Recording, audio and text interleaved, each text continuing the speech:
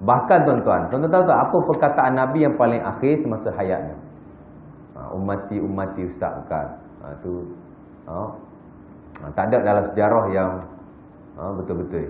Itu datang daripada Syiah kata mereka. Tapi betul lah. Dalam nafs yang betul-betul syarak, perkataan Nabi yang paling akhir, yang sahih ketika hayatnya ialah macam mana? Allahumma rafiqul a'la, doa. Wahai Tuhan, letakkanlah aku di sisi hamba-Mu yang paling dekat, yang paling tinggi. Aisyah kata Nabi doa itu, kemudian Nabi kata as-salah, as-salah. Semayang, semayang. Kemudian Nabi kata lagi, wa ma malakat aymanukum, dan orang-orang di bawah. Jadi pesan Nabi yang terakhir 3 je. Pertama ialah Nabi doa supaya diletakkan bersama dengan orang yang dekat dengan Allah Ta'ala. Satu. Yang kedua ialah Nabi menyebut as-salah, as-salah, semayang, semayang. Kerana semayang adalah perkara yang paling penting dalam kehidupan orang Islam. Pelbagai perkara yang berlaku pada hari ini ialah kerana kita tidak menjaga solat. Tahun 2006 dulu tuan-tuan, sebelum Syekh Ahmad Yasin mati dibedil oleh jet Israel tak kala pulang daripada sembahyang subuh secara berjemaah di masjid yang berdekatan dengan rumah. Dia ni antara salah seorang pengasas Hamas. Walaupun dia dah lumpuh, tak boleh nak jalan, pergi balik masjid pun ditolak oleh maula dia. Pembantu dia lah, mek dia kan, yang lelaki dia. Tapi bila dia bagi ceramah tuan-tuan, betul-betul menggetarkan jiwa. Sebab tu orang Yahudi ni takut dia. Jadi duk cari ruang nak bunuh dia aja. Akhirnya dia mati jugalah, dia kena tembak. Dengan kena bom dengan jet. Bukan kena tembak belah bawah ni dah. Kan?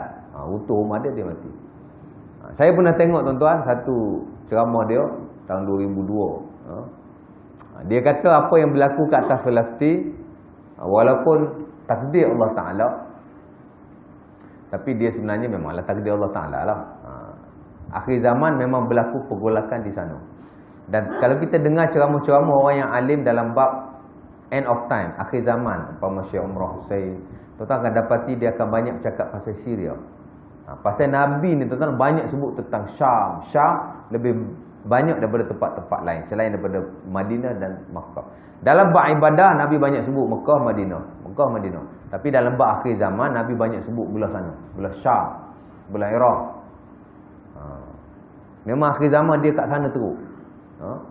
Dan Islam juga akan muncul daripada sana di akhir zaman. Dan dikatakan Imam Mahdi pun akan muncul di sana.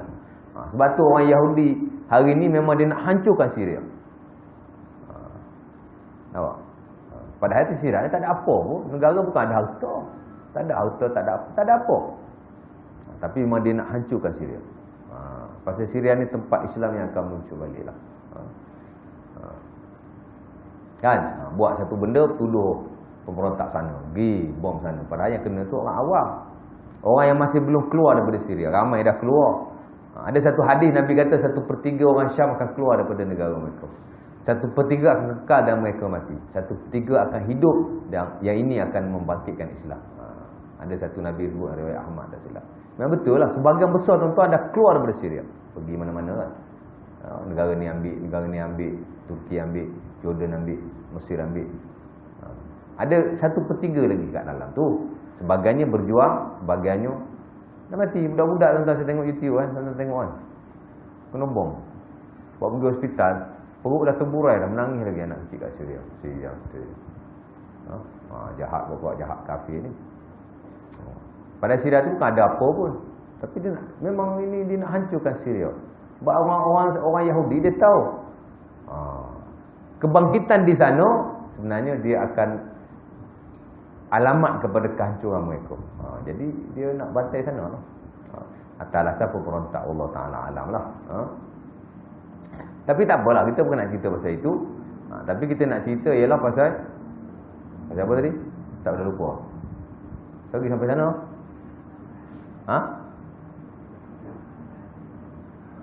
Semayang tadi kan? Nak cerita pasal tu. Allah. Makcik juga yang jawab.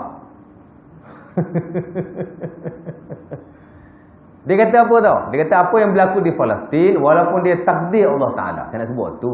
Hak berlaku ni saya sebut. Yang akhir zaman tu, takdir Allah Ta'ala. Di sana memang tuan-tuan akan berlaku pergolakan. Dan akan berlaku peperangan. Bahkan kata Syekh Umar Hussein, perang dunia ketiga akan berlaku di sana. Memang betul lah. Kalau tengok hari ni, negara-negara besar, memang dah menghala ke sana tuan. Syria dah, Rusia dah pergi ke sana. Australia pun dah masuk sana. US dah mula campur tangan. Memanglah petunjuk yang Nabi sebut betul belaka.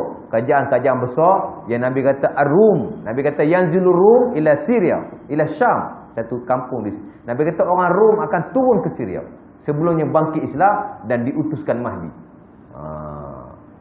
Orang Rum ni tuan-tuan, puak-puak tu, puak-puak Eropah lah, puak-puak barat. Europe ni orang. Tercampur dengan US sekali. Hidup sana. Semua dah pergi sana kan. Pada Syria bukan ada apa. Jadi kata Syekh Ahmad Yasin, betul lah dia kata apa yang berlaku ini adalah satu ketentuan Allah Ta'ala. Dan Allah Ta'ala pun dah sebut dalam Quran tentang perkara ini, walaupun tidak secara tasrih jelas, namun dengan hadis-hadis Nabi yang ada, dah huraian orang yang contemporary ulama zaman sekarang ini, betul lah apa yang berlaku di sana. Takdir Allah Ta'ala kan. Orang Yahudi dia berkuasa sekejap tuan, jangan risau. Satu hari dia akan lingkup. Begitu juga dengan orang yang ada mengeluarkan teknologi yang canggih-canggih tuan-tuan. Di akhir zaman akan ada suatu masa semua teknologi ni semua tak boleh guna. Boleh jadi bukan pada masa kita, ni masa anak cucu kita. Teknologi tak boleh guna tuan-tuan. Tuan-tuan ada kereta besar tapi minyak dah tak ada. Tuan-tuan nak berjalan kereta pakai apa? Isi air. Tak berjalan kereta tuan-tuan. Televisyen ada tapi satelit tak ada. Tuan-tuan dah tak boleh guna televisyen tuan. Handphone tuan-tuan pun dah tak boleh guna lah. Pasal kita hari ni berkomunikasi pakai satelit. Tu pasal tuan-tuan boleh call orang kat hujung dunia mana pun. Tapi satelit dah tak ada, handphone dah tak ada guna tuan. Dia punca dia itu. Apa lagi? Senapang. Tuan-tuan ada senapang, ada machine gun. Tuan-tuan dah tak boleh guna. Pasal apa? Tak ada peluru. Besi dah kurang tuan-tuan di akhir zaman ni. Jadi sampai suatu masa teknologi yang ada semua dah tak boleh guna. Dan manusia akan kembali macam zaman dulu balik. Tuan-tuan tengoklah Syekh Umar Hussein cerita. Jadi pada masa itu dikatakan perang dunia ketiga ini betul-betul dengan tangan, dengan pedang, bukan dengan senjata canggih. Tapi ada juga lah yang kata dengan nuklear, senjata nuklear. Macam Syekh Umar Hussein dia kata nuklear. Perang dunia ketiga di sana nuklear. Kuasa besar menggunakan nuklear. Allah Ta'ala. Sebab tu Nabi sebut malhamah. Orang Yahudi kata Armageddon. Peperangan akhir zaman yang paling besar kita panggil perang dunia ketiga. Istilah syarak dia panggil malhamah. Saya baru semalam tengok ceramah daripada Syekh daripada Syria pasal malhamah. Pasal apa Nabi kata malhamah? Tuan-tuan tahu malhamah ni makna apa? Malhamah ni ialah dia perkataan laham. Laham ni daging. Orang yang duduk tanah Arab dia tahu lah laham ni daging kan. Malhamah ni adalah satu peperangan yang akan menghancurkan manusia dengan daging-daging manusia bertebaran di atas tanah. Sebab tu setengah ulama contemporary ni dia kata nuklear. Manusia betul-betul hancur lah. Sebab tu orang Islam panggil malhamah, Nabi panggil malhamah. Apa nama? Dalam syarak dia panggil malhamah, Armageddon lah. Peperangan besar terakhir pada akhir zaman.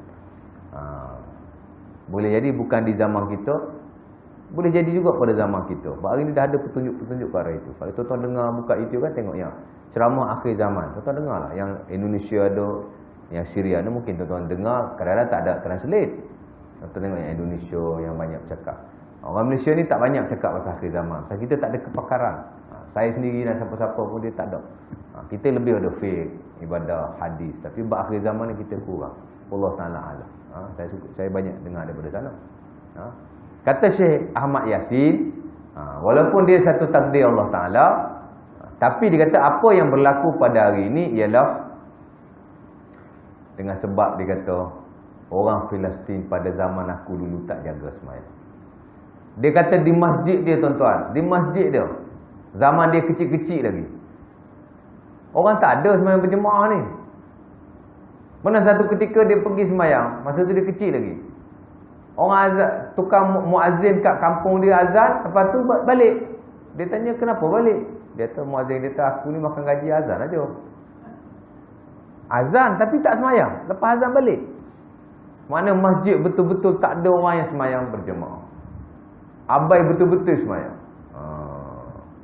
Memanglah kita kata yang berlaku hari ni, kadang-kadang dengan sebab kita sendiri tuan-tuan tak jaga ibadah dan tak jaga apa yang Allah Ta'ala. Tuan-tuan, Allah Nabi ni tuan-tuan